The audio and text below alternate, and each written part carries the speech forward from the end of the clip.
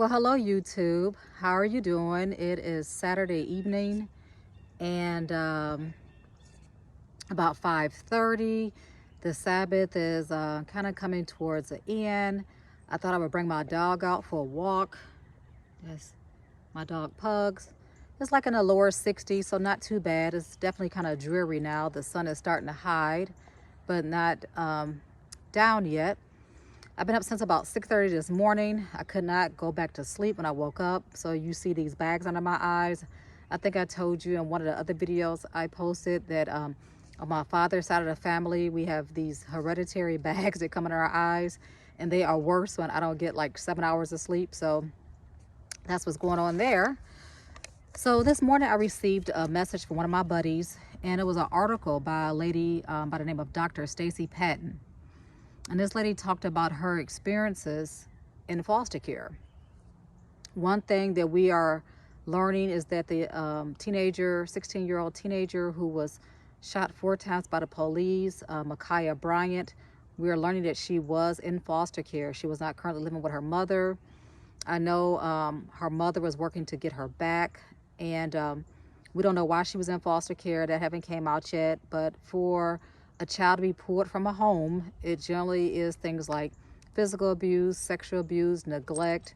Maybe some things are going on in the home that shouldn't be going on, like abuse of another person, drug addiction, alcoholism. But again, for a child to be pulled from a home, it has to be something going on, because really the state works really hard to keep a child in a home.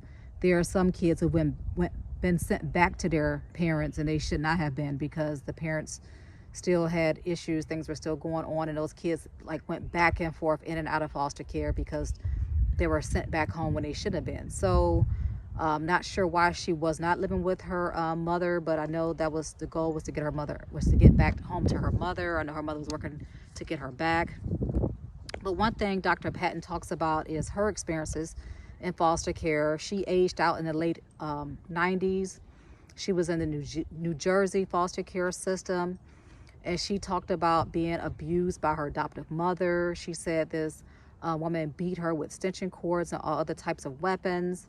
She talked about how when you are placed in foster care, when you're pulled from your home, even for kids who are in bad situations, it still causes disruption, it causes uncertainty. Things are not predictable anymore. Things are not familiar to you. It's traumatizing, right? This doctor also talked about how she moved around to multiple placements while she was in foster care, and she never was able to connect with any of her foster parents, black and white, mainly because she felt like it was all about a paycheck for these people who were accepting her into their homes. She talked about how in some of her placements, the refrigerator was locked, the pantry was locked, sometimes bedroom doors were locked and had alarms on them.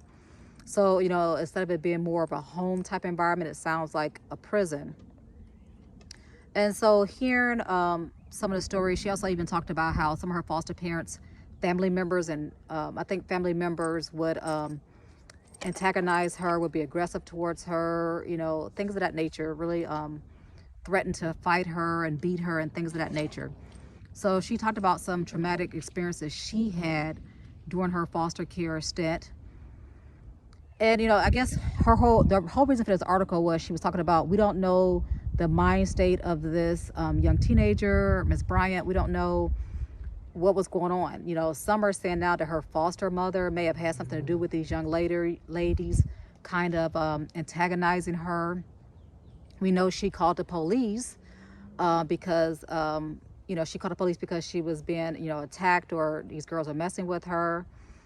And so a lot of people question, like, why didn't she stay in the house after she called the police? Why did she go back out the house and where the police saw her about to attack someone with a knife? People are also asking, well, why didn't the cop just shoot her in the leg? Why did the cop have to shoot her 4 times very quickly? Why couldn't the cop just shoot her in her leg? Because she had a knife, she didn't have a gun. So to actually be able to stab someone with a butter knife would take a lot of effort. So the cop could have probably just shot her in her leg. Again, I don't know the policies on the reasons for deadly force and how that can be done, but I've seen several reports where police officers are saying that this officer was justified in what they did. But the whole point of this article I read this morning by Dr. Patton was that you don't know the state of this young child, this teenager. We don't know the state, her mental state. She could have been in a situation where she was being abused by her foster mother. Maybe these young ladies were, called. I know they said in one thing I read that the foster mom wasn't home during the time of the shooting. So, but we don't know the situation.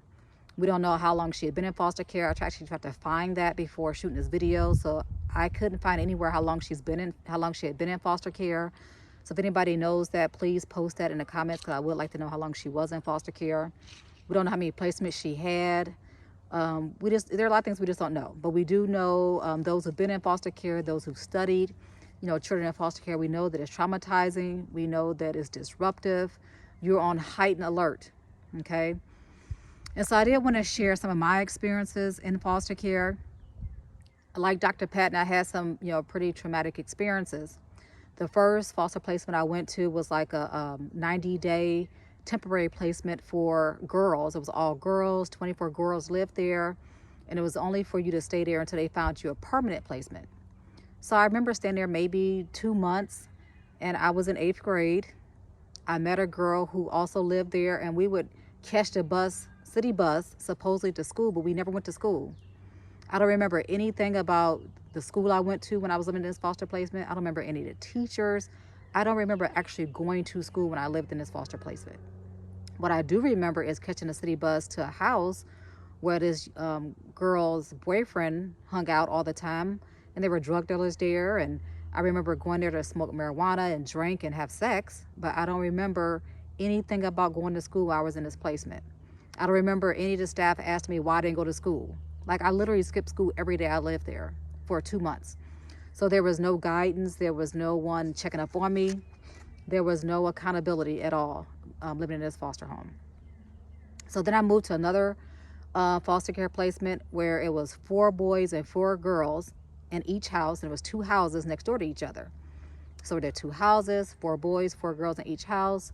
And we had like house parents who would stay there with us 24 hours. Eventually those house parents left, and we just had like round-the-clock staff, like 8-hour staff. I stayed in this placement maybe, I think 3 months. I can't remember how long I stayed there. But I do remember staying there. I remember sneaking out the windows at night. Me and my roommate, who was 18 years old. I was 13 at this point. My roommate was 18, a female. She was a senior in high school, and she was planning to go to the military, which I know she did do that. I remember her sending me a picture of her with an army uniform. So I do remember her going to the military. But anyway, we would sneak out the house in the middle of the night and almost every night be gone somewhere, drinking, having a good time with her boyfriend, and maybe another friend who would come along with her boyfriend. Again, I don't think anybody ever checked to see if I was in my room. Maybe I got in trouble. Maybe that's why I left this placement, because I cannot remember why I left this placement. But I do remember talking to another male who was in this group home. He lived in the one next door, and I'm in contact with him on Facebook. I actually reconnected with him years later after I left his group home, because I was working with his wife, and I was talking about my foster care experience in one particular house I lived in, and she was like, this has to be the house that my husband was in. Well, it was the one next door. So I reconnected with him, and he told me a few months ago when I talked to him about this project and writing my memoir, he said, soon after you left that house, they changed the structure to where it was all boys and all girls. They stopped mixing the houses up, because he said so many of the clients were having sex with each other, and he said the staff was having sex with the clients as well, the residents of the house. And so just hearing that, really sickened me, because when I left there, I moved to another group home where I stayed a good majority of my foster care. I think I stayed there for 3 years. In this house, it was all girls. We had 9 girls in the house. And in this house, we had staff who worked around the clock. And I remember this one girl I was good friends with. She was in 8th grade like I was. And I remember her telling me one day about she had this boyfriend. She's like, oh, I have a boyfriend, and we have sex, and I love him, and I really love my boyfriend. So she talked about this boyfriend for like 2 or 3 weeks. And I kept asking myself, how is she seeing this boyfriend of hers? Because in this home, we were on a level system.